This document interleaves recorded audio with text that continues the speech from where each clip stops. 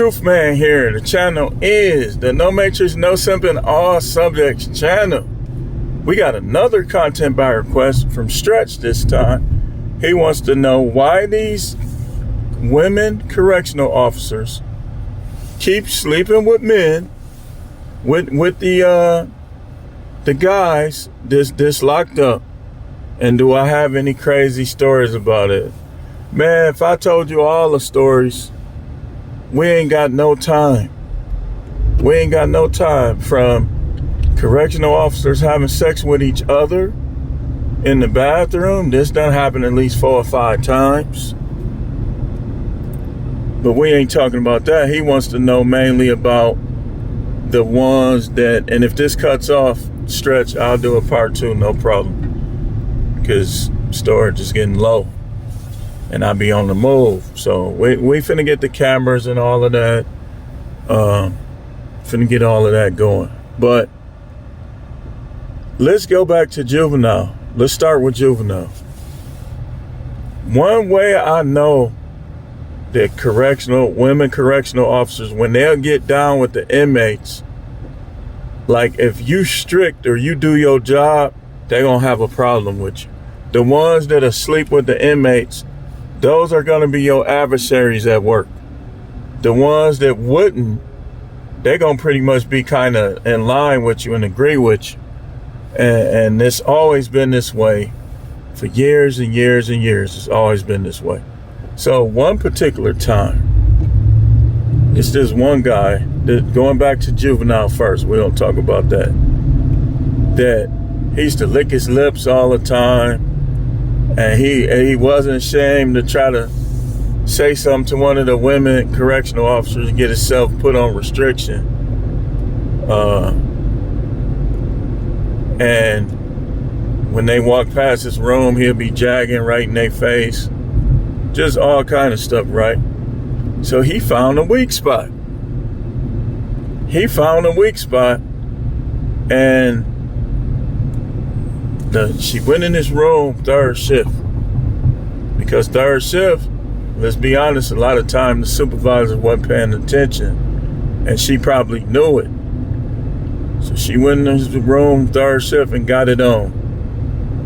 And like a couple of the other guys were in their door trying to see, and they was like, they the ones that told her. He ain't say nothing, because he wanted to keep doing it. Like, I don't know how many times it happened, but he started out, they say, put his tongue on her, and then the rest was history.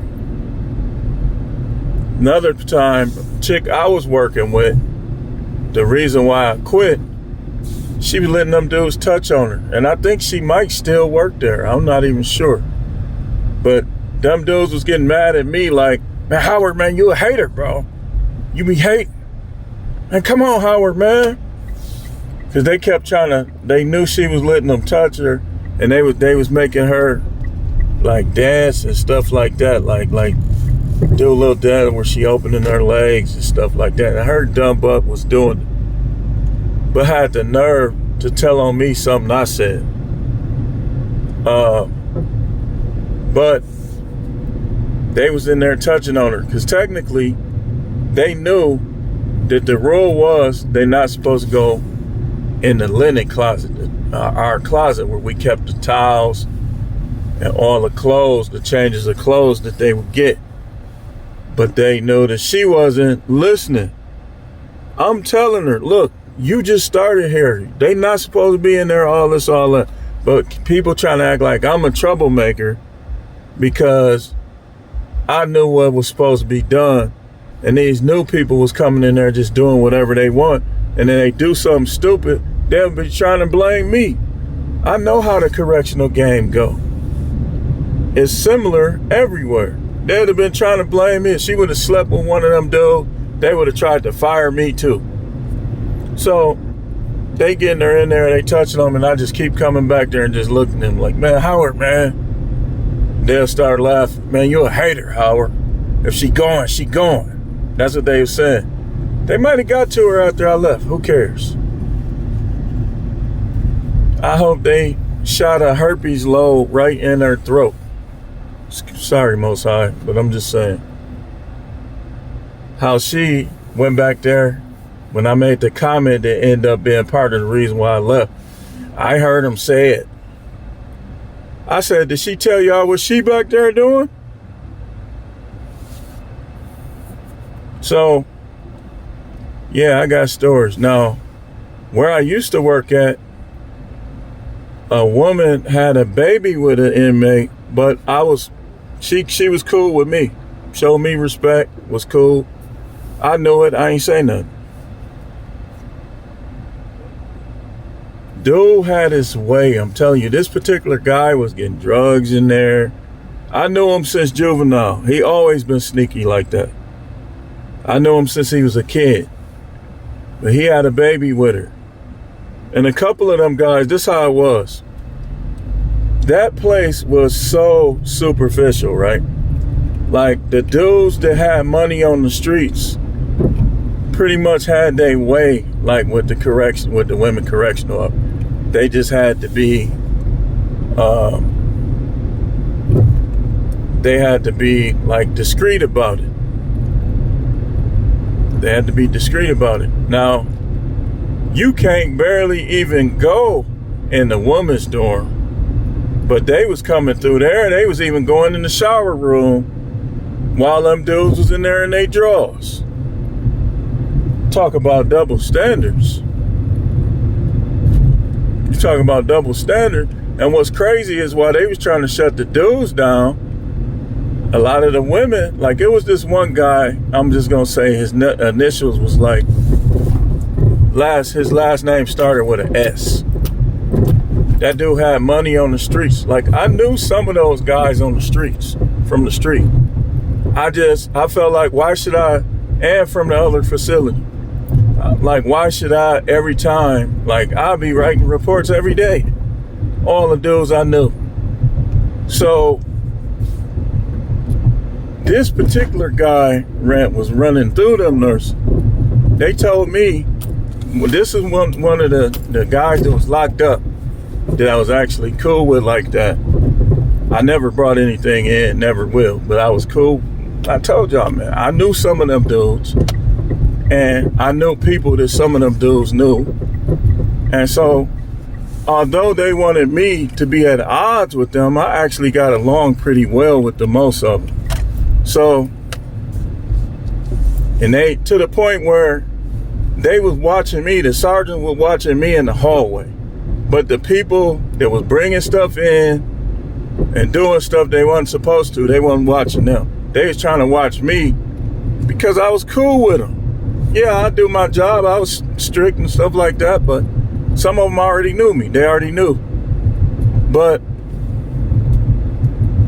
this particular guy, they say he had he was putting it in, he was hitting the bottom. He was hitting the bottom and he had money. So a lot of them nurses was really his girls. He just was faking it up. So, dude was funny, man. I liked that guy, man. He said stuff to my face, so I respected it. And man, me and him used to go back and forth, boy. But he was cool. Some of them was his girlfriends that worked there. It was this one particular white nurse that they said, she'll buy you anything you want as long as you put it in her stomach. As long as you can put it in her stomach, she'll buy you anything she wants. See, this is what the woman that at the house didn't understand about that place. Because a lot of stuff, I wouldn't say nothing. I'd just go to work. But I knew about a lot of stuff. She wanted me to work in that environment. But you got to realize, I ain't sending nobody no D-pics. You know, I ain't giving none of them bras none of my check, because that's another thing. And if you willing to break that check, they'll do anything you want. Some of them was selling the cat, the female COs. And y'all do understand that those dudes, I know people want to believe they down on their luck, they ain't got no money. Some of them dudes had more money, was paying their bills in there paying their bills in there better than the guards was. This one dude was like, man, I got all type of bills to pay. He broke like $5,500 off and paid all his bill. He had to go through a certain, like, you have to do it a certain way where you got to fill out these papers to be able to do that. And he was just trying to figure out how to do it. And we got the lieutenant over there, and they was able to help him pay all his bills, his house, his storage, everything. And he still had money left. The only time those dudes, I'm gonna tell you something, man, that job wasn't as bad as I thought it would be. They start acting up when they ain't supposed to talk, because they looked at it like, I'm a grown man, I can talk when I want, so of course they gonna buck. And over the phone. Other than that, man, them dudes was cool, man. They wasn't really no problem at all. It was just the way they ran it. Like, they wanted to make me like I was just like the other people with no experience. And to me, that was just too disrespectful. They ain't want to put no respect on my name. They ain't want to respect the facility I came from. And the facility I came from got down more than they did. So I got in an argument with a dude. I said, man, and it was another guy. I went to him. I was naming names to people that, guys, teenagers from the other facility. I said, you telling me that all these dudes can whoop such and such? He was like, no. I said, that just proves my point. Y'all talking about this grown man stuff. Some of them kids will whoop you. Them kids was strong, man. Some of them dudes was strong. And they knew how to fight and was super quick. So it wasn't no cakewalk with them kids, man, I'm telling you. That was just grown man arrogance. But them dudes was, them nurses, like, you gotta watch them. Because the second you not watching, one of them dudes will have his penis right in one of them women's mouth. That's just how it was. That's how it was. Like, even in Texas, the one that made all the problems for me, it was this one particular guy, he like 6'5". They not supposed to be by themselves, but they just kept going places by themselves. I know he was tagging her. He just was busting quick, because that was that grown women stuff, and he probably wasn't used to, so they was coming back quick. But I know he was getting that. I know for a fact he was getting that. He just was getting it off quick, and they was coming back quick. And that's another reason why she turned on me like that when I jacked dude up. I jacked up her boyfriend. He's like, Howard, let him go, Howard. I'm finna dump him on his head. I ain't care he was 6'5". What people think this is? But yeah, man, it happens all the time. So let me get into why it happens. It happens in part because these women is human. Some of them don't be having no man, then they get all that attention and they can't handle it. And those guys will get in your head if you weak-minded. They'll get right in your mind. So it happens because they're weak-minded and they're human. That's the two main reasons why it happened. It also happened because they slutty. Because a lot of the women, they be messing with the inmates, they also be messing with their co-workers. It just happens, man. And women generally don't like guys like me in corrections. Well, I was conversating a little bit at the last place because my stuff was in shambles, so I ain't even give a crap. I was talking and I was getting play. I ain't never messed with none of them, but I was conversating. I ain't gonna even lie. I was. So,